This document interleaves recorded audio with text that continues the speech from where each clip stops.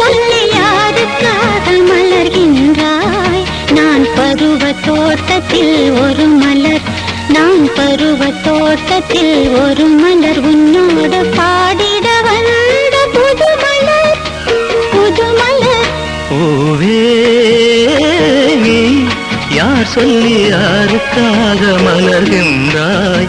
இவள் பருவ தோட்டத்தில் ஒரு மலர், இவள் பருவ தோட்டத்தில் ஒரு மலர், உன்னோடு பாடிட வந்த புது மலர், புது மலர்.